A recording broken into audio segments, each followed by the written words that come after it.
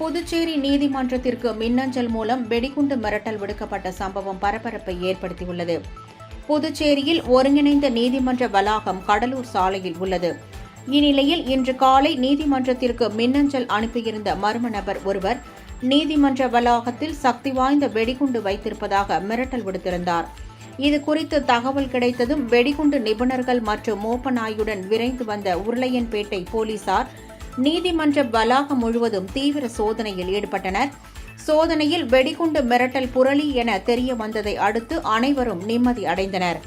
மேலும் இது தொடர்பாக சைபர் கிரைம் போலீசார் வழக்கு பதிவு செய்து விசாரணை நடத்தி வருகின்றனர்.